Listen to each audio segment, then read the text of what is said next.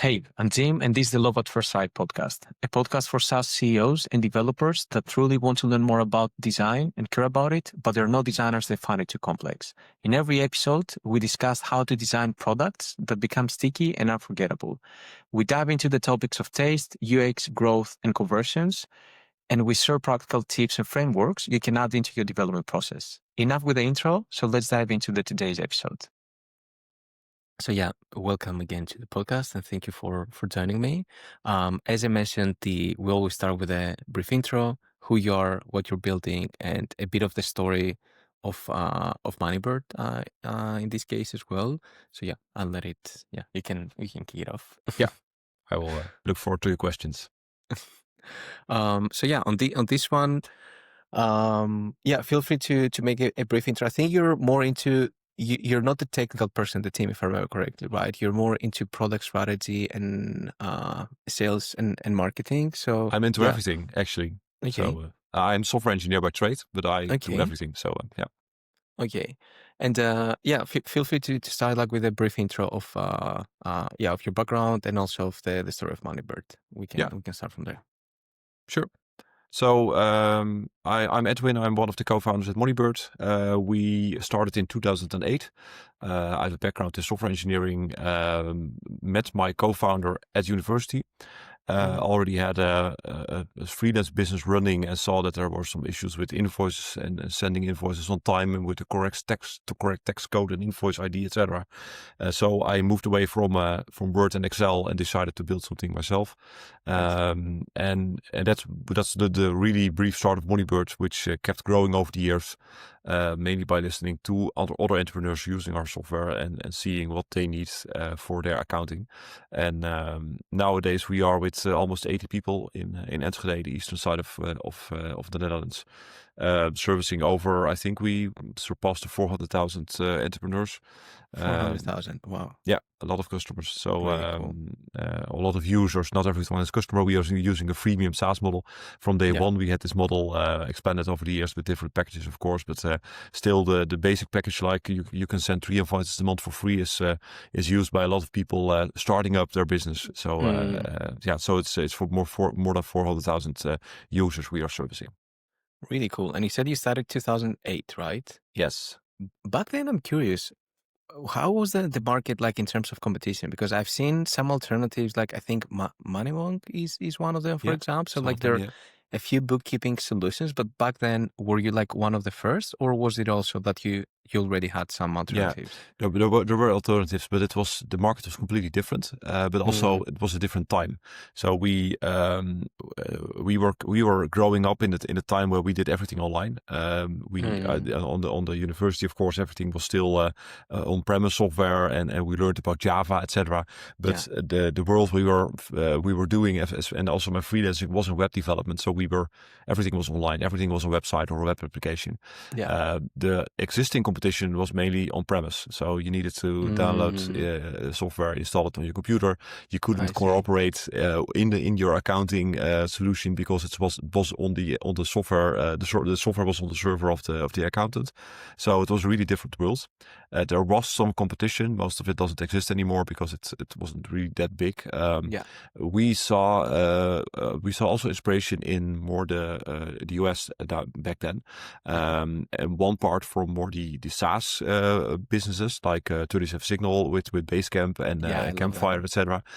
So that was a little bit of an example and inspiration for us. But on the other hand, there was also a tool that's still existing called Freshdesk, which is a Canadian business that's also doing comparable things with invoicing. And we saw this type of software. We thought, okay, we want something, but then for the Dutch market, we really would love to use this software. But it was really focused on the Canadian businesses, of course. So there was competition that in other countries were successful with this type of business, and we translated this to the Dutch ecosystem. Really cool. And that's the beauty with bookkeeping software, is that it's really local, because it's always related to local kind of regulations and integrating to the tax system and so on. So yeah, that's a cool story. And yeah, timing is always important, right? When you're building a business, it's like, it's not just the idea, it's the context also and the time of where you're gonna launch this idea. Yeah, and if we would have started with on-premise software then and moved into accounting right away, we probably wouldn't have been there, been successful, because accounting is very complicated. You need a lot of features. But we started small, really with invoicing, selling to entrepreneurs. We were entrepreneurs, so we knew what to build. So we were more catering toward the primary business processes of the entrepreneurs than really the accounting process. But over the years, given that there were still more feature requests for the accounting features, we moved more into accounting, and currently we are on par with the big accounting solutions like an Exact and a Snelstart and a Twinfield. Yeah. Like one thing that I always like with Moneybird, for example, talking as a user and entrepreneur, is that, for example, when it comes to accounting, assets depreciation, now I get it. It's a simple concept. It's not rocket science. In the beginning, everything feels strange in accounting for some reason, like new terminology. It feels like an entirely different world. And what I like with Moneybird is that it's not that it's just easy to use. It feels that you can also learn about accounting. Like assets, you make assets feel like something simple. It's like, hey, did you get a new laptop? Here's a button to add your laptop into the assets. And here's like, I remember like, at some point, like Moneybird will help me understand concepts of accounting, like how do you depreciate assets, what are the ways, and so on, which is pretty cool, honestly. And it's something also quite complicated, because assets is a very interesting example. We recently added this to our software after a lot of feature requests, because it's for most of the entrepreneurs you need asset deprecation, and sooner or later. It's possible to do this in an Excel sheet, but it takes extra time. You need to still enter it into the accounting. So it was a really logical feature to have. But we didn't find the right shape to add it to our software that was really workable for our entrepreneurs. And that's always something we intend to do, is with even the more complicated accounting features, we want to find a way that even the entrepreneur can understand it and use it. Because if we only build something for an accountant, then you are still relying on the accountant. And for the deprecations, it's very interesting, because now you have a monthly overview of your deprecations, instead of something that's only updated every year when the accountant has time for it. So, but that's really challenging, and asset deprecation and assets in general is something we it took years to get the right shape, that we were really happy with it, and find a way to release it in an easy way. Yeah, on this, like now you mentioned something which is related to my next question as well, is that you said that you want it to be a tool for entrepreneurs and not for accountants, which explains a bit of the high-level product strategies, like how do you define success, what good design, for example, looks like. So I wanted to ask, actually, before we dive into that, like your product strategy and product thinking, I wanted to ask another question on the business side, which is, what is like your positioning on your market, the way that you see it? Like, one way to phrase the question is like, what is a unique perspective you have, and a unique kind of approach on the product when it comes to the market compared, let's say, to alternatives, and also what kind of makes Moneybird different. Maybe if you find it useful, I could also say my interpretation as a user, like why Moneybird. That's great to start with, and I will hook into how I see it. Okay, super. That would be interesting. So for me, why Moneybird and why I also want to discuss is, first of all, is the name and the brand. So it's not just about the product. For me, it's also something really personal, right? Like I'm a product designer, I'm into branding as well, and I want the tools that I use to inspire me. That's a rule that I have when I buy products for my life in general. And with Moneybird, I just feel that it makes me a better designer in a way, because I feel there is a team that truly cares. Whereas if I think about competitors, I've seen, I don't need to mention names and stuff, but they feel more kind of a salesy, more cheesy. I don't know. They don't feel like Moneybird feels more elegant. That's one of the reasons for me that I like it. It feels cleaner. And then on the product UX, it's a very well implemented front end, I have to say, like small micro animations, clean navigation. I remember you had like that was, I think, like 3 years ago or something, where you were working on a new navigation. You have this toggle and you were like excited about the navigation, like, oh, that's a cool company. They're excited about improving the navigation. It's not just about just shipping features without really thinking about the overall experience. So it's the UX and the brand that really attracted me, because I can create invoices with other apps as well, right? Like now I'm paying for Moneybird, but I'm using Exact Online for my accounting because I have a holding BV structure and I have like mainly I'm being paid in USD dollars because we work with companies in the US. And with Moneybird, it would be like my accountants were saying that, yeah, it would be too complex to work with Moneybird on this. Let's do better Exact Online, but I'm still paying just to create the invoices because I don't want to use Exact Online. It's freaking, yeah, it's not nice. Let's put it this way, in a polite way. It's it's really ugly. And with Moneybird, it's just, easier to kind of do everything, reporting, and so on. So yeah, this is kind of my experience and why I'm personally into Moneybird. But yeah. I think it's a great example, and it embodies a lot of the thinking I'm also having about our positioning. We initially catered mainly to more like the ZZP'er in Holland, the freelancers, the small sole proprietorships. But we saw that even these small businesses can grow over time, and they get more complicated requirements. They involve an accountant. They get a team, and it's actually the process we have also been going through in Moneybird ourselves. We started with a few co-founders. We expanded the team. We got more requirements, and we always had the goal to dog feed our own system. We still use Moneybird, although we have many millions of revenue and a large team. We still manage to do everything in Moneybird, but a lot of features are actually coming also from our own dog feeding and knowing that we need stuff. And your USD transactions are a very interesting thing because we are currently in the process of building a USD business account features, which is also something that's accounting-wise is very complicated, and we luckily found a way to make this much easier. And that's the thing we really envision. We want to sell to entrepreneurs because we want to help entrepreneurs.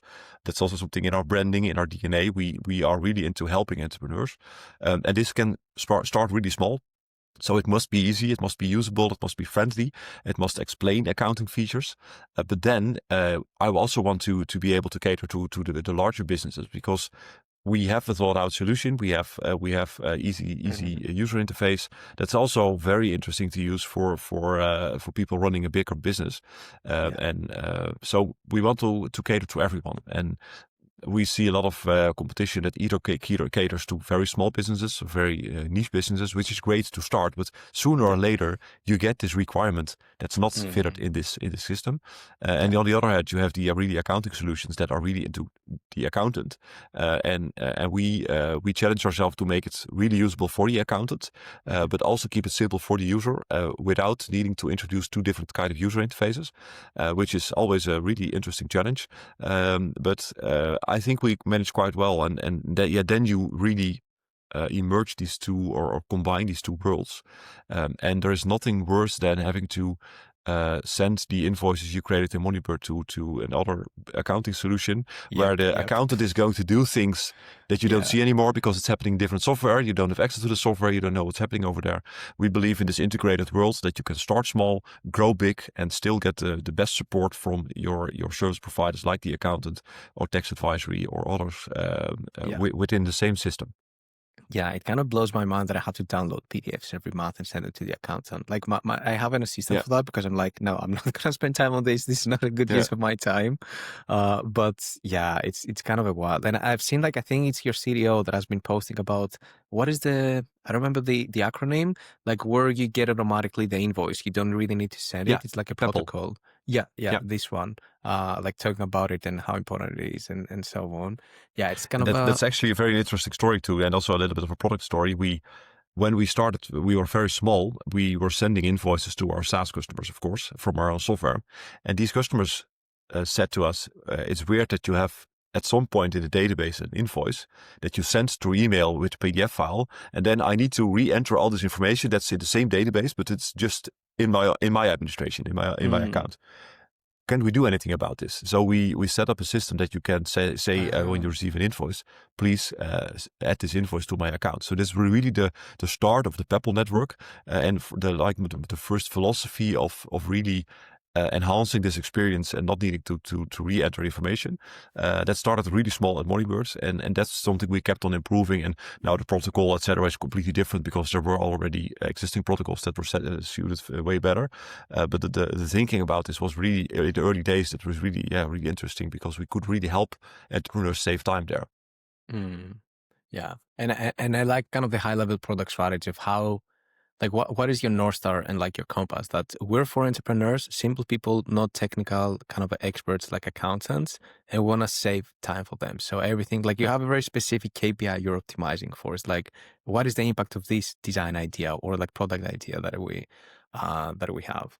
On this one, I'm curious about the design culture and rituals in Moneybird. Like, I'm not sure what is that you said before. You have a team of 18 people or 80? I think 18. You said 8-0. 8.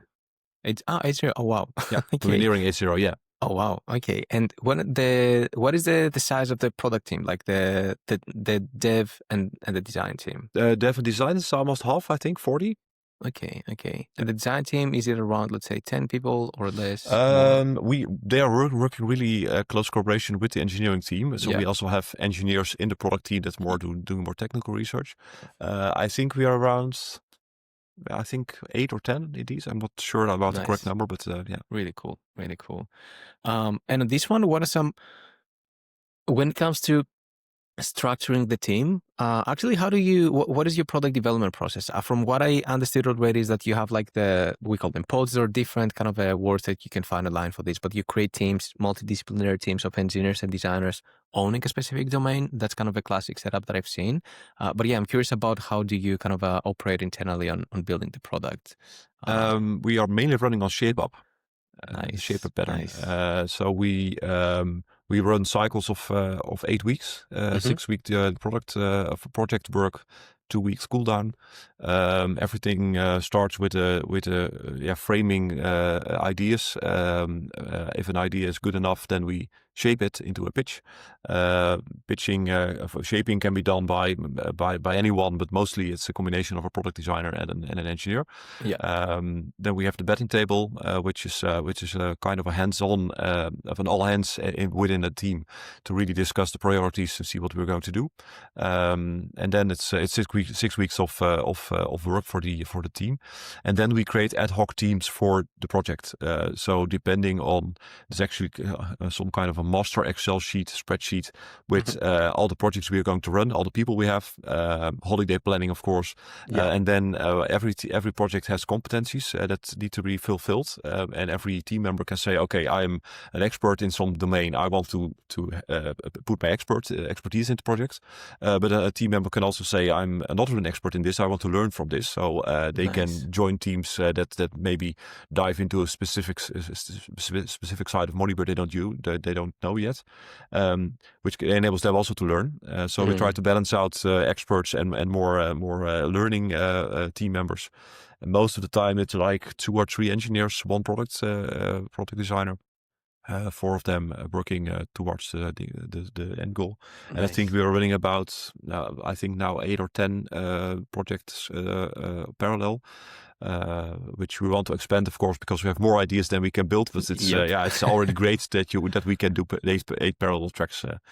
Wow. Okay. That's really cool. And yeah, ShapeUp, I'm really into it. Big fan of Basecamp as well. And what I really like with ShapeUp, and I'm curious if if you relate to it, is that I've worked with companies in the past, like with a classic kind of a Scrum methodology where you do weekly sprints and you have a standard team that owns a specific domain, but it kind of gets boring and it creates a bit of silos within the company, because you're like this team of 3 people and you almost operate as a sub company within the company, and you own a specific domain and you really need to put effort to stay connected with other parts of the software. So there is no knowledge transfer SIP. It also gets boring because if, let's say, you work for the payments domain of the app, like at some point, like, you know what, at least on the design, I don't want to design payments anymore. I want to get exposed to other ideas as well. So with ShapeUp, something that I personally find really cool and interesting as a product person is that you get to understand different parts of the software. And at least on the design side, you also understand users better because you understand more of the customer journey. You're not laser focused in one specific part that makes you blind in a way. So I'm curious, like from your experience for the team, have you seen like a really good impact with ShapeUp on that part for the team? Yeah, absolutely. I think it's not really defined in the ShapeUp methodology that you need to rotate the team members. Yeah. You can still work with silos and give them work, of course. It's something we do, and I think it's really beneficial. And we also see it.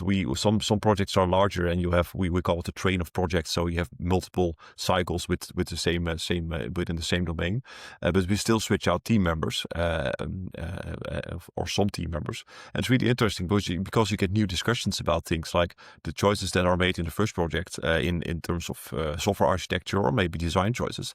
With new perspective, new people, you get new discussions about what's the better approach, and it makes it easier also to not have something that's really your thing, but also be open to input from others. And I think in general that makes our product better because we are looking at a wider range of the domain, and also it's also something like the guarantee or the warranty you're giving on your product. I know teams that have for something called support engineers that are solving all the bugs, etc. for team members or for clients. We have a relating team of support engineers. So besides all the ShapeUp tracks, there is a support engineer track with a few people relating there. Also engineers, designers nowadays, and this is of course not work that's most interesting for people because they want to build new stuff. But if you know that you are building stuff in a project now, and there is a chance that next cycle you're the one that are fixing bugs and solving issues, then you are thinking more about the quality of the product and solving it right away instead of shipping half stuff because you want to finish your product and shipping the shit to the next team that does do support engineer work. Yeah, fully agree. And like personally as a designer, I love removing design debt. There is something really unique, and it takes like some serious skills to actually be able to fix something versus to design something from scratch. Like I work with teams that have like a messy UX, and our goal is, of course, like build new things together that people are gonna love and use, but also fix what is already there. And I've seen that starting from a white canvas compared to having a clunky, broken UX and figuring out what's wrong about it and how can I fix it is a different part of your brain you need to tap into. So it's always a very, very interesting challenge. And I really love how you structured everything. Like, and the rotation, like everything is very, very thoughtful in a way, like, and it makes sense. I love the deep thinking. It's like you think about the details on how to structure the team. I have a saying personally that I like, it's something that I strongly believe into, is that the process can have a massive impact on the end product. And I see the process as the product that builds the product, right? Like, and I've seen, for example, which is going to be the next question on the design process. One thing that we did, for example, with ZenMaid. ZenMaid is one of the teams we've been working with the last years. It's a scheduling software for cleaning businesses in the United States. So a very niche SaaS in the United States. The story is that we had this team retreat in the Netherlands, in Zandvoort, 2 years ago. We came all together, and Amar, the CEO, was like, oh, I should invite Stephanie. Stephanie is a customer of ZenMaid, one of the most successful users. She built $1 million cleaning business, and we already had a bit of a partnership on the marketing side. I was like, okay, I can invite also Steph to join us on this team retreat. And during the team retreats, we do workshops and hackathons, trying to build new stuff, get creative, and strategize all together. And it was a very interesting experience to have a customer in the group to design with them. And at that point, one of the projects I worked on during the retreat was to prototype the new booking forms. So it was like a pop-up widget, maybe, for 𝗵𝗵𝗿, where like many restaurants use it in the Netherlands. So it's a similar pop-up widget, but more market-oriented with a bit of video in it, like to really help cleaning businesses get more leads from their website and convert more visitors. And I was prototyping with Steph, and I was like, okay, let's build for your website, and I want to add a welcome video here. So Steph would go with your phone, record a video outside of the house, and then send it to me. It was one of the most beautiful experiences that I had in my life when it comes to design. And what we learned there is that the speed we could move with, because we had a customer that is a good ambassador of our user base, right? Like, because also you can have customers that give you wrong kind of direction and feedback, massively improved our efficiency and quality. And after the retreat, we invite Steph to every design call. So she's now part of the product team. And that has been a big change in our process, that now we have a user, at least, in the design call that we can actually directly ask questions to. And I'm still the same designer. I still know the same things about design, but the tweak that I made on the process had a massive impact on my output. It's not that I suddenly became smarter. It's just that I found a way to access higher quality of knowledge. That's why you see me getting excited about how you work with ShapeUp and everything, because I'm a strong believer that process is like where you should start, and then like this is going to have a massive impact on the product. It wasn't there from the beginning, of course, and it's something we found out over time that we needed this, at a certain scale I saw that. I, as a product designer and a software engineer, was also running the business on other fronts, of course. And I wanted to be able to have my say in what we are doing and share my experience without being involved in everything. But it was impossible. I think on our last betting table, there were 16 pitches that could be executed. I don't want to be involved with the preparation of everything.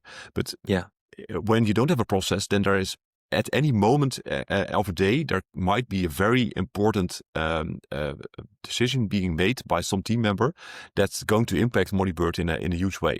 We didn't want this to happen because we are losing control. We need a way to make important decisions in a structured way, so we can think about these in the shaping phase, have a really thorough review of everything. And then I know for 6 weeks there are not going to be any big decisions that were not in ShapeUp, because that's something we discussed in the ShapeUp cycle, in the shaping phase. So it's also a little bit about you need a rhythm to shape the team, and you need to scale the team and to scale also the operation. And I think we are still optimizing about this, and ShapeUp is not really something we fixed in concrete and say it's working like this. It's not changing anymore. We are still optimizing. We are still doing retrospectives with the team every cycle to improve small things. But I really like where we are now, and it gives me the right control as a CEO with a completely different schedule nowadays. But still being able, I read every single one of the pitches, gave my review comments on several of them to just share my experience that I saw in the past, or maybe link some things together that I see as a CEO on more the general front. And I think overall it's really helping us to create better products. Love it. Yeah, and really like how you phrase that. That it's everything is a solution to a problem, like essentially when it comes to like building a company and decisions we take. And like in your case, it was, I need to keep control and like make sure that I manage where Moneybird is heading to in terms of product strategy and so on. And I just need a structured, scalable way to do it. Makes full sense. It depends on the depth you're going into. You want to go deep into or broad into solution thinking and options thinking, but also, and that's the other side we saw. We had before we did ShapeUp, we did, for example, quarterly cycles. So then, and we didn't shape things. It was like, okay, we are going to focus for 1 quarter on this part of Moneybird. Good luck, team. Fix something, and we see you in 3 months. And after 3 months, of course, there was not really a great outcome, because one, we didn't think about what we wanted to do. It was just like, we need to fix something, and we have user feedback, so there is something to fix. We know that there is a problem there, and we didn't really specify the outcome. And the projects could fail on basic things like we didn't have API access in time, and we needed to negotiate the pricing with the partner. And it's something that's rabbit hole in ShapeUp, of course, that you need to have the API access, because a project that's starting with API access, it will fail always. So this was really something we were feeling pain about, adding valuable time from engineers to projects that were just going to fail anyway. So and then ShapeUp was there, and if the book wasn't written, then we probably would iterate it towards this, because we felt the pain completely. But when we were at the ShapeUp book, it's like, okay, this is really something we were heading towards anyway. Let's pick it up fully and iterate from there. Yeah, and I love like what you said is that it's like ShapeUp is more of a direction, and not like it's not like the Bible that you kind of fully follow, whatever. It's more like, this is kind of a direction and some core principles, and we have to make it ours. Like we have to find our version of ShapeUp. And I'm curious about the design feedback. So what I mean with design feedback is, I'm curious how you shape your roadmap. Like, how do you decide what to build next? Like, you have like all the pitch, for example, but maybe like some teams, for example, have internal tables where they highlight the most important features, the most requested ones. Other ones have public boards. Other teams have nothing. And I'm curious about how does the roadmap get shaped in your case? How do you decide what to do next if there is any kind of a framework that you follow? And the other part is user feedback in the design process. So when you build something, how do you kind of test the performance from an experience point of view, and if it actually moved the needle? I think everything starts with user feedback. So we since the beginning of Moneybird, we were really into talking to customers. We did our customer support ourselves for the first. Well, I think I only a few years ago I stopped doing customer service. Of course, we had a larger team, so the amount of questions I was answering was minor compared to in the beginning. But talking to customers is just the best thing you can do, because you know what they're doing. You can think about better solutions to things. But you need to scale this up. With talking to 400,000 customers, it's just not possible. So we are scaling this up in several ways. Still talking to customers on the customer service team, of course. If they see ideas or patterns, then they share it with the product team. They can put it on the framing board. But also we do speed dates with customers every now and then to get ideas. We do surveys when needed. We have actually a few UX researchers on the product team, so they are really experts in surveys, in ways to research what the customers need. But in the end, I think most of the time we quite know what's needed, where we are heading, what's important for the product. Then there are always too many things to do. So one of the things that's not in the initial ShapeUp book, but it's more in recent versions. Also, if you follow Ryan Singer and his podcast, it's more mentioned. It's the framing of things. So there are a lot of ideas, and what we saw and when we started with ShapeUp, that everyone was shaping, but not every pitch that was shaped was really something we wanted to do as a business. So we said, okay, it's a waste of time to shape things that we already know. That's not really in the direction we are going. So we added the framing. Framing is like, if you have an idea, and it's most of the time just a few paragraphs of problem and a small appetite why we should do it. Then we have a framing meeting with the product team, where everyone can join if they want, but it's mainly product team, discussing about what the opportunities are for Moneybird, how we're going to do things. And then we assign on the things that we want to execute. We assign a product engineer and a software engineer, and they are going from the frame, the outline to the really shaped solution. But then again, during framing and during shaping, of course, there is also the option to talk to customers. And most of the times we know what an engineer, what an entrepreneur needs. So the large user base we know quite well over the years. It's not really something we need a lot of input from. It's more like the more complicated features. Also for accounting, for example, we have a lot of Moneybird experts that are using Moneybird a lot. That they are accountants, bookkeepers, fiscal advisors, etc. So we have people there that want to think with us, and so we really engage them in the shaping process and help us make decisions. But it's not like there is a fixed way of working in that case. It's input is coming from everywhere. We try to bundle it towards the framing and shaping cycle. That's the points we make choices about. Shaping in the betting table is more like prioritizing than really choosing what to do. And then during execution, it depends a little bit. We work with feature flags a lot. We have always seen, if you present someone with a mock-up or a Figma file or something, they say it looks great, or they are looking at pixels, but you need to see it with your own data and really interact with it to really get feedback. So we moved away from really these kind of design discussions and really moved towards clickable prototyping. And most of the time it's a beta they can activate in their account. Something actually you can do too in your account. There's a beta feature flag. You can just say, okay, I want to test certain things. And then we have a rollout strategy that we start small with a few customers and ask for proactive feedback. Sometimes we do also small surveys to ask if the user interface is more easy to use, or it took less time to do things, to get an idea about the direction. And then we scale up and usually get more feedback, but that scale up to 100% in the end. Yeah.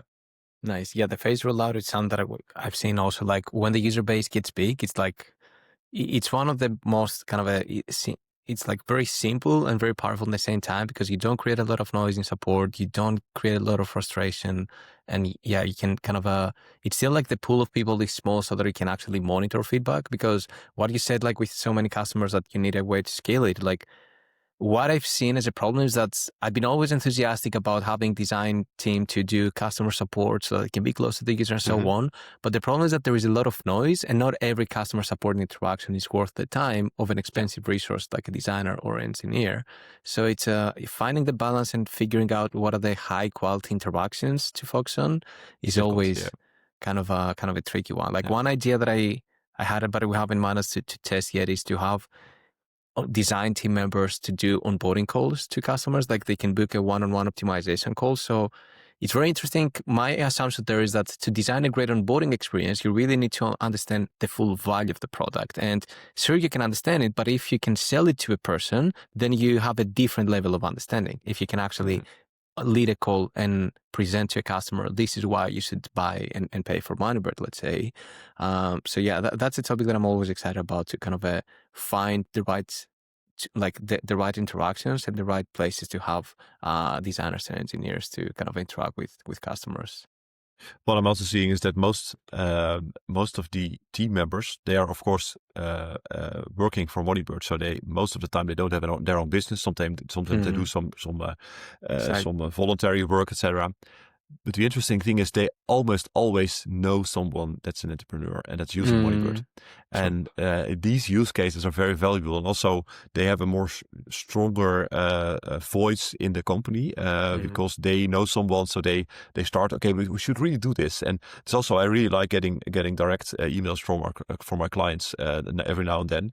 I'm really happy that the majority of the conversations are happening to the customer support team. But sometimes there is just something that the customer support team doesn't get right, or something. Someone I know personally, they just sent me an email, and this also gives this feeds my idea about what we need to do, and I can also make some adjustments in the prioritization maybe.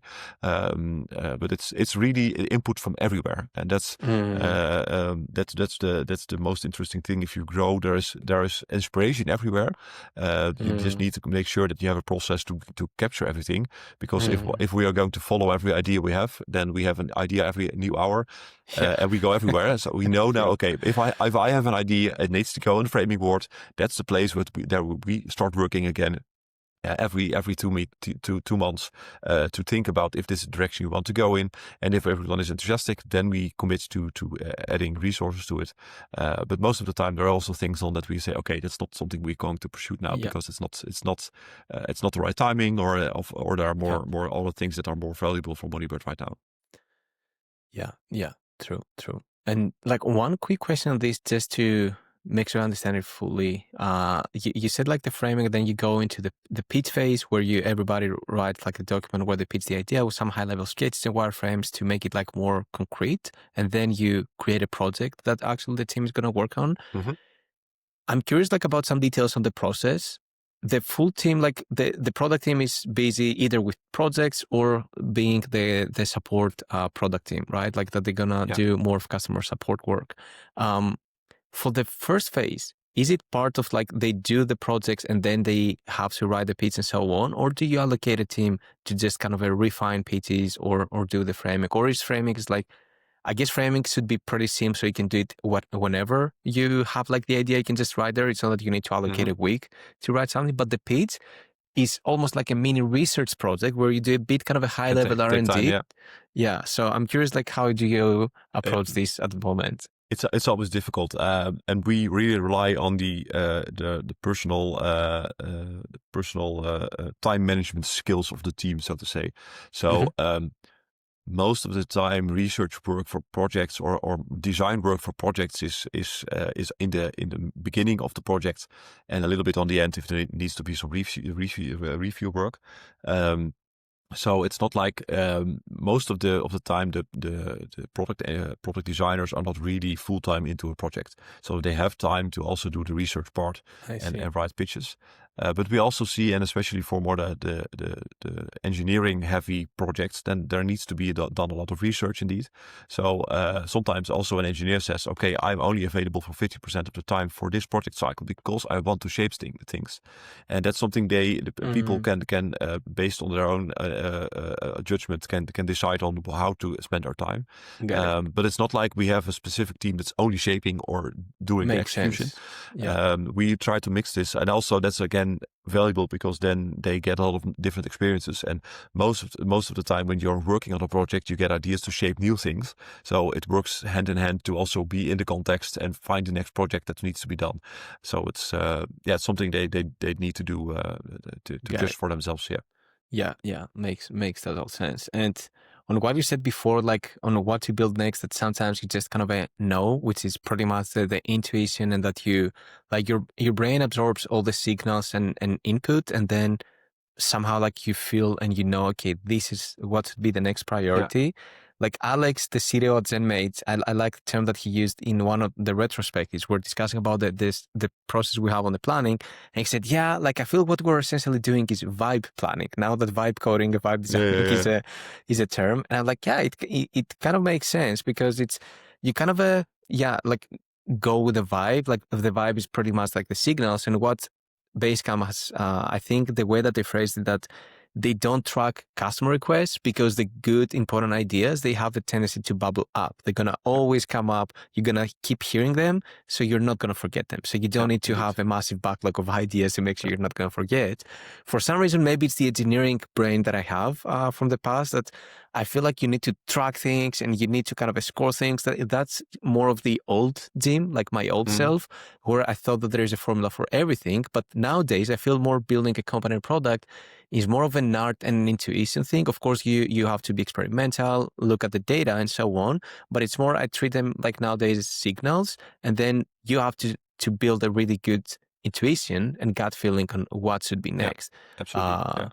But there are challenges there. We also don't have a backlog of feature requests. We know where things are going. And of course, when we get valuable input from customers, then we write it down because it's very important to have this information when we are framing or shaping. Nowadays with AI, it's also easier to, and we don't do this yet, but to just look over all the customer conversations and find patterns over there. Something we really would love to do. But there are also meetings in the product team about customer feedback. They are talking to the customer service team directly to get the feeling about what kind of requests are there. The thing with the no roadmap, no feature backlog thing is that there are some things that are important but are small and they don't bubble up. So for example, we have time tracking in Moneybird, which is working for say 80%. We introduced this, we did a couple of cycles, but there are things that are just bothering people.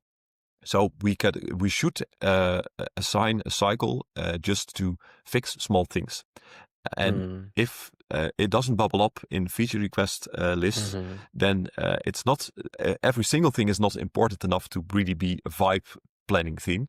So that's something we see as a challenge with the way we work, and we have ways to fix this now.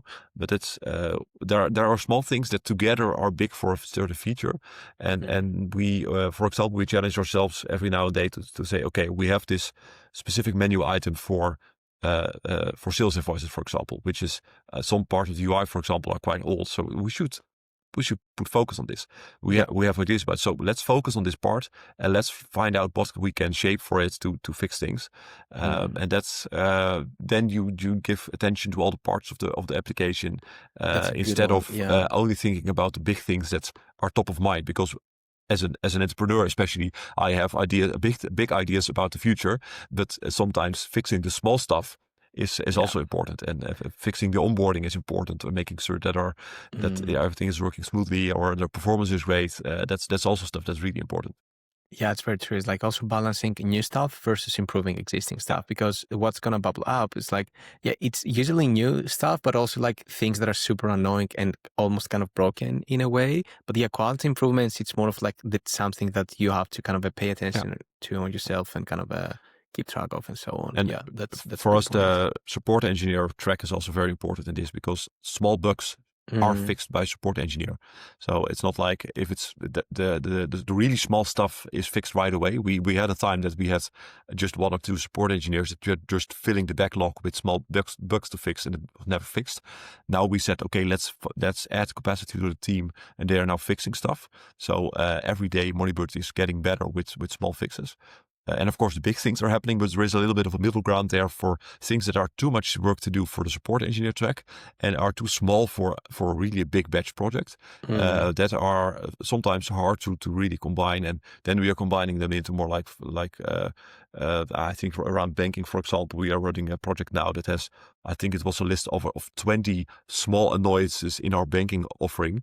And every single one was small but very, very logical. But it was every single one of them was not really suitable for support engineer. Yeah. But it's something we want to spend 3 weeks on with a couple of engineers to just fix them and have a better experience altogether. Yeah, fully makes sense.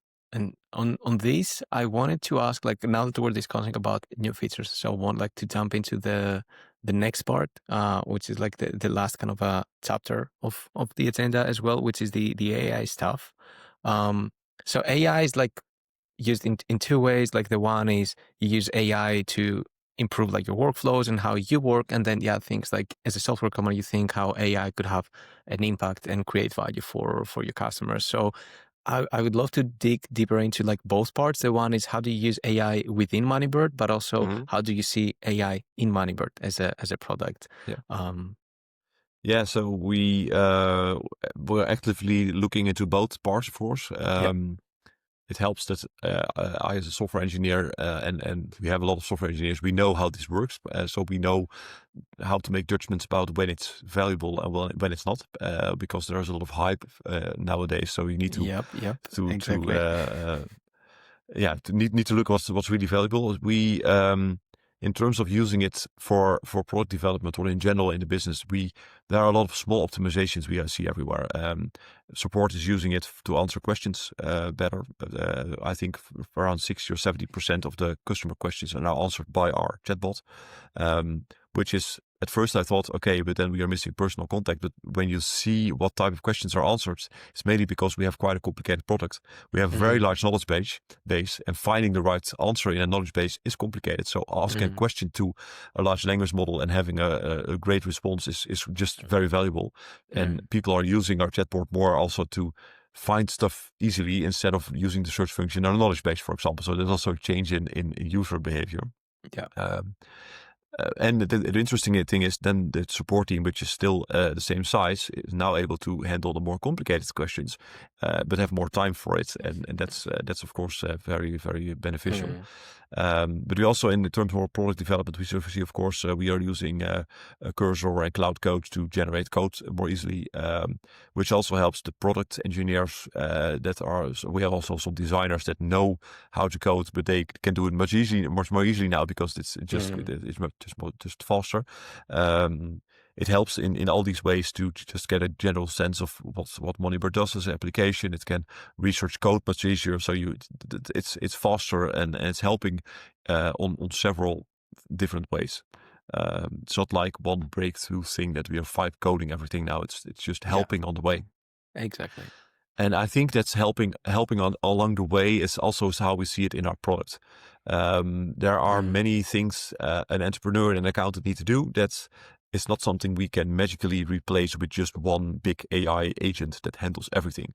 And accounting is also very complicated in terms that it needs to be correct. It's not a large language model. The most recent developments in AI is really it's non-deterministic, so it can respond in different ways, which is something that's very valuable in terms of a sales letter you're writing, but it's not valuable if you want to book a certain invoice in the same way every time. So we are balancing AI with more rule-based engines, which we are already doing for many years. But AI is helping there also. So reading invoices, finding structure in things. That's something AI is helping us with. But it's really.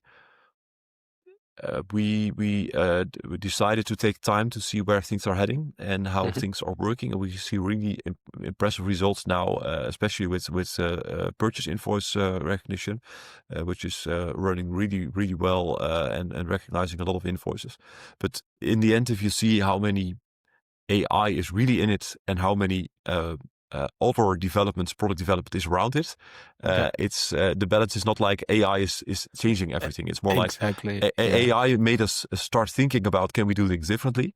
And then all of a sudden we saw that AI was possible to do better suggestions. So the user interface was really less important because people needed to change less things. So it's more like confirm the suggestions we already did. So there is 10% AI.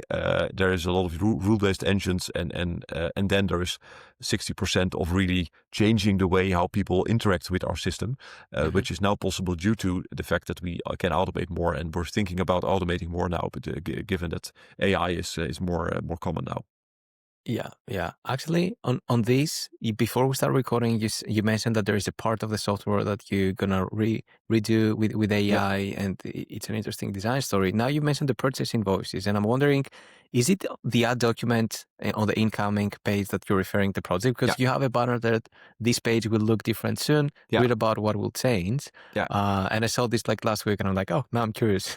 But that's indeed the thing that's changing. And this is in terms of product development. These are two separate tracks. We in the beginning of this year we said, okay, we need to make sure that that handling the purchase invoices is done much more easier for entrepreneurs. Something that entrepreneurs are spending the most time in currently in Moneybird. So. And we see a lot of opportunities to improve this. And then you have things like more like the algorithmic side, the AI side. Okay, we can detect more things, we can suggest more things, but that goes hand in hand with changing the user interface to not have a full form with all fields that are already pre-filled, but just like more an interface that checks, okay, this is the information, we are almost sure that everything is correct, just press next or confirm, and you can go to the next one. Because the user interface is also a very important part of the speed that you can handle information. So that's why we are changing the interface. Which is also very interesting because we know that the recognition side is working. That's something we can track. We know what we suggest and what is changed by our customers. And we see very, very good result scores.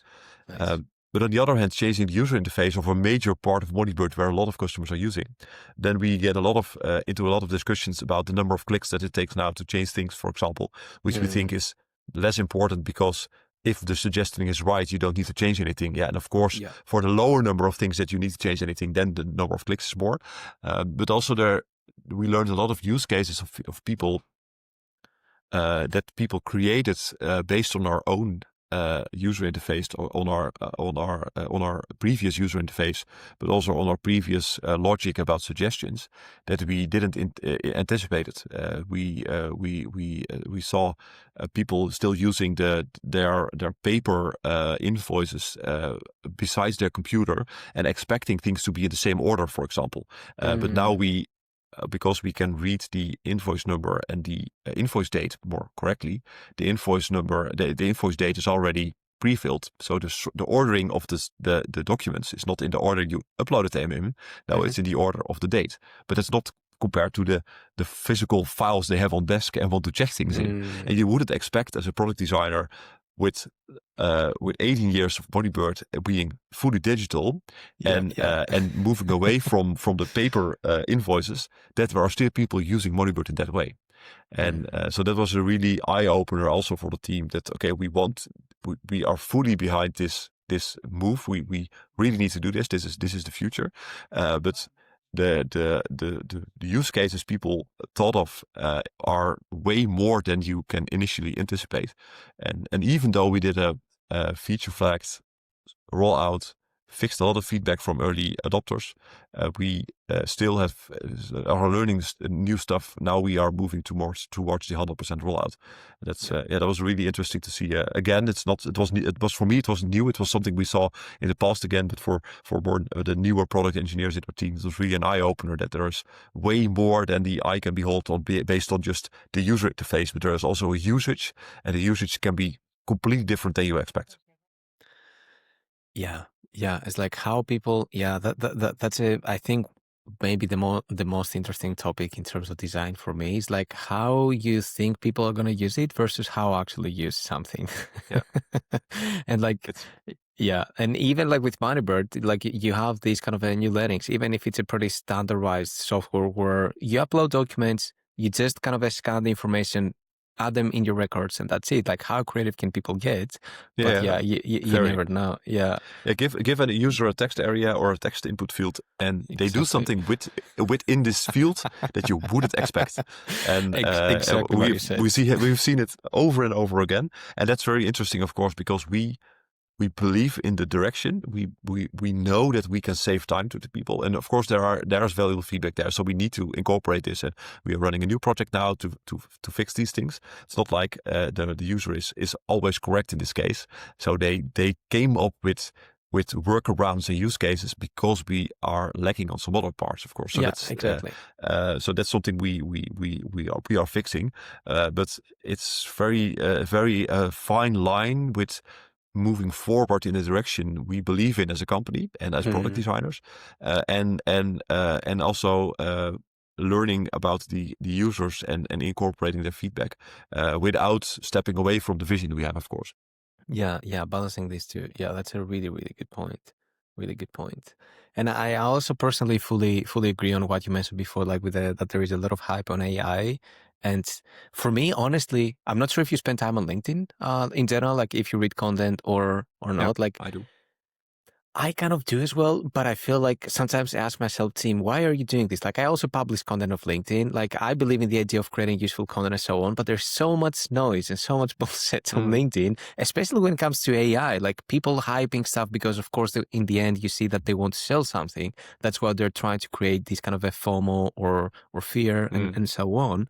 And with AI, like these kind of conversations is where I feel I can truly understand what's going on with AI. The world's like you hear, like you listen to all these kind of crazy statements online, but then you talk with founders and you're like, yeah, it's useful, but it's not that it's a groundbreaking thing that is going to completely revamp the product. And like with design, they say, yeah, the future is bots. Like there won't be any interface or anything. And I'm like, I don't get it. Like I believe into the idea of conversational UI. I see a lot of value used to GPT every day, but it's not a one size fits all kind of solution. Not every product can work this way, and it's not the right type of interaction for every product for users.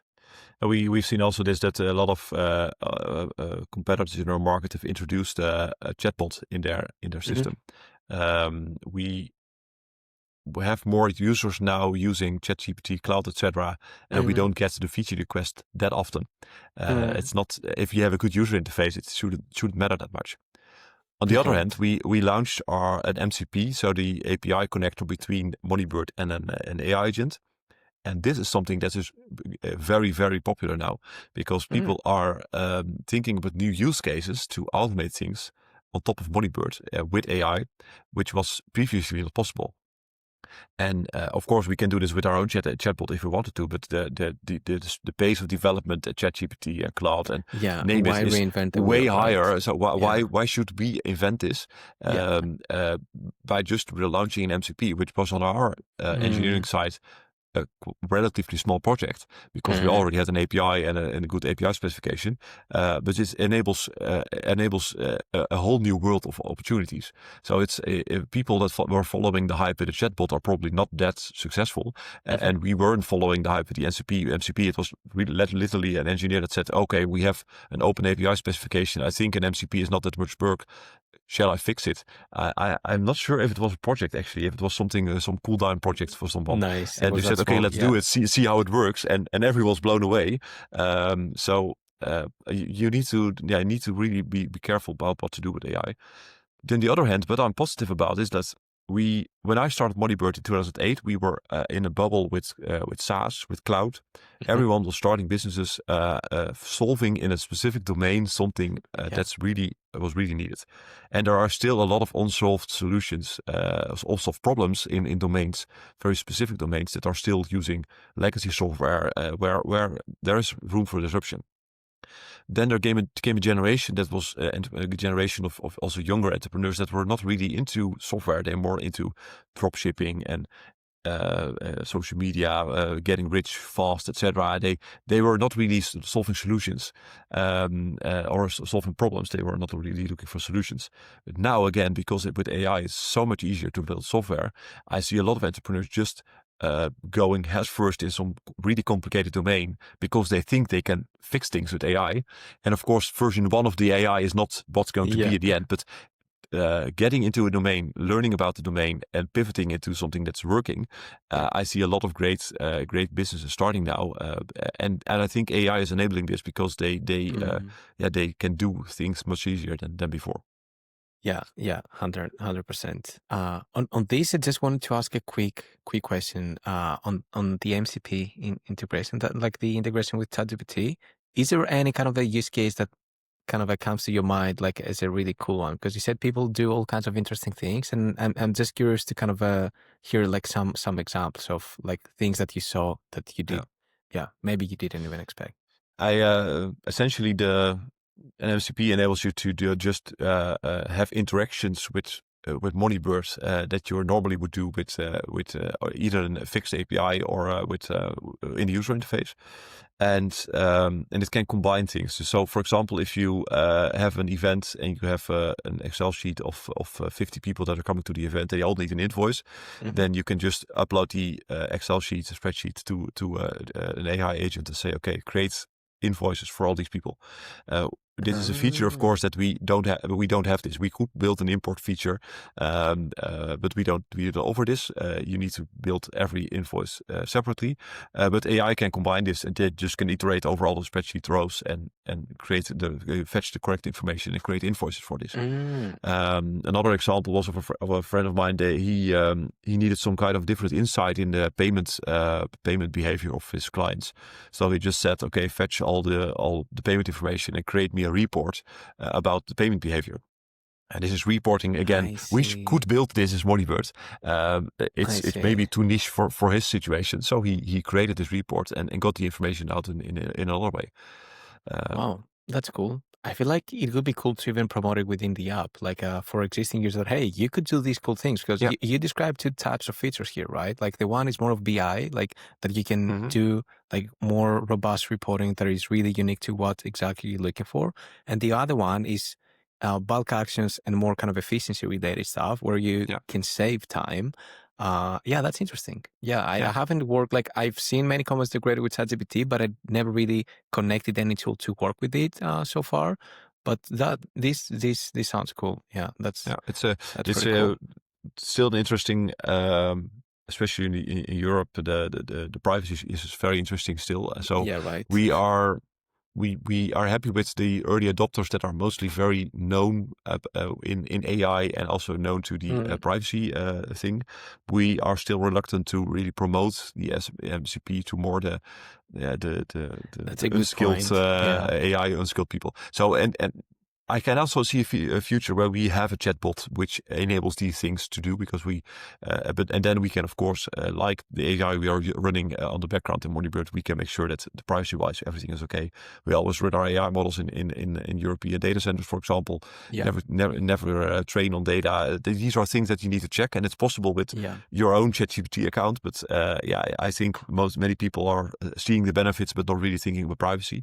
That's something we also want to be a little bit precautious about, but what we promote as Moneybird. That's a really, really good point. Yeah, a really good point.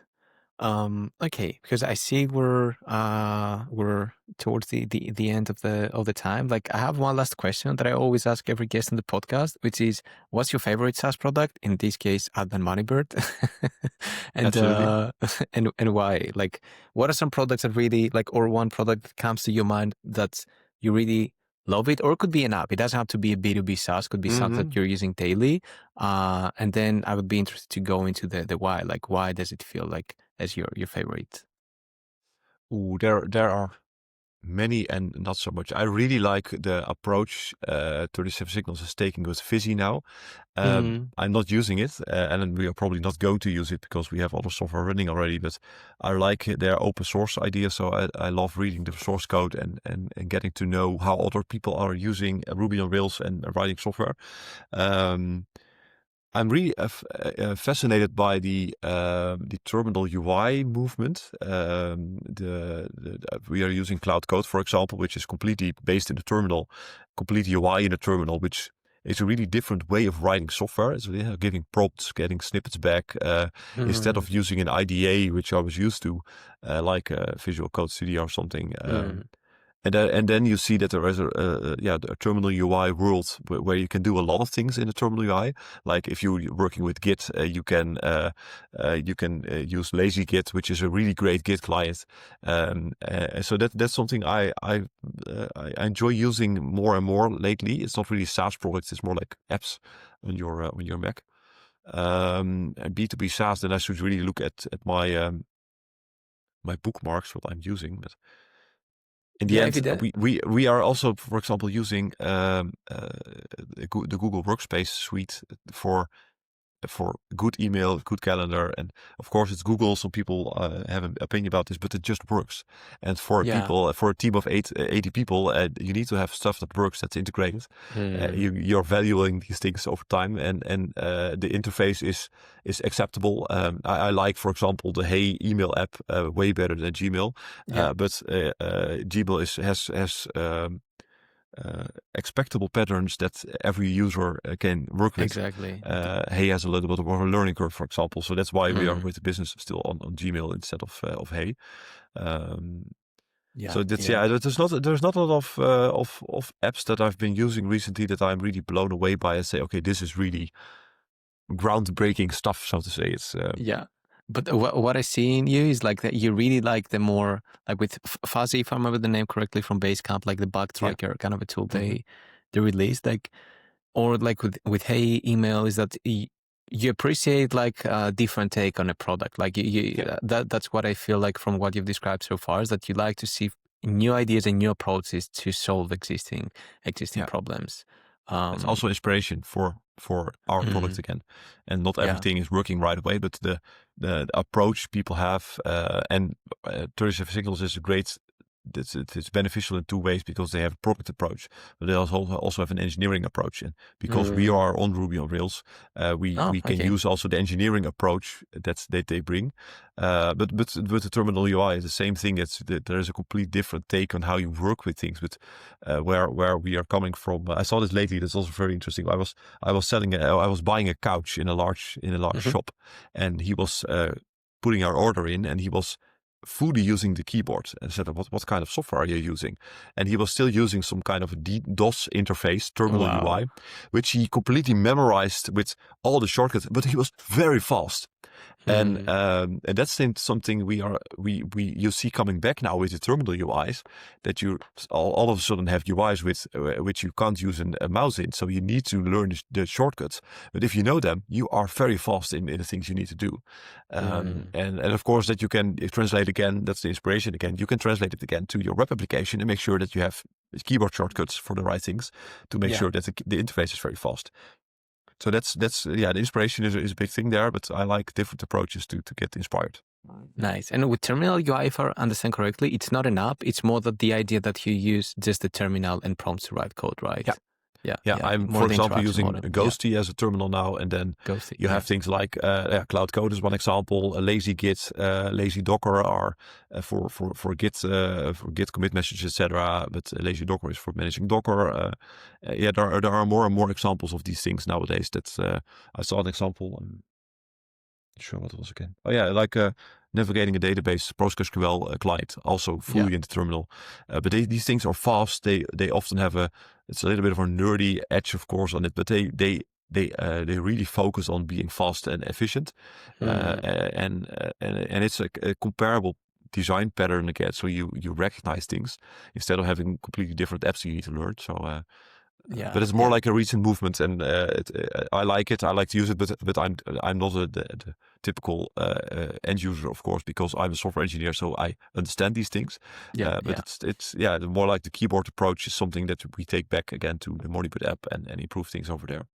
Nice. Thanks for your thoughts on this. Really, really interesting. One quick comment on this. There is an app. I had a podcast episode yesterday. I was recording the episode with Mitchell from Condo. So Condo, if you know Superhuman for emails, is like the Superhuman for LinkedIn. If you have a lot of DMs and you feel you hate LinkedIn, Condo is the way to go. So it's like a inbox tool for LinkedIn to kind of be efficient and have a clean UI.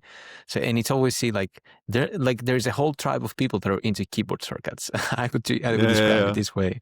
So there is a market there for sure to kind of build for these kind of people that love this interaction model. So, and cool. then again, if I'm hearing about LinkedIn and DMs, I have a DM situation in my LinkedIn also, given that I'm a little bit of a known person. But I found a way in LinkedIn to fix this. And by muting conversations and moving them to order, and I don't see them ever again. And I'm also, but it's also maybe that's something that comes with age. I used to use a lot of different apps and trying to connect everything, but now I also like just being focused on, okay, this is working for me. I'm going to stick with it. If there's a little bit of pain now, then okay, it's fine. Having too much apps also on your Mac or a little bit of focus there is something I like, and it's also an approach we take with Moneybird. We try to incorporate everything into Moneybird instead of for really basic stuff needing to connect other software, needing to pay for other software. It's getting too complicated to clutch too easily. I fully agree. And it's like a bigger topic even in the SaaS industry that people end up like using 10 different tools, then paying other tools to integrate all these tools like Zapier. It's like it's becoming a bit of a madness. And then you see products like ClickUp, for example, or like Basecamp is similar, which is like all-in-one kind of approach that it's getting more and more popular. The idea of like stop using 10 different tools, just keep your focus and sanity and use one instead. So cool. Thanks a lot for your time. You're welcome. It's been really, really interesting conversation.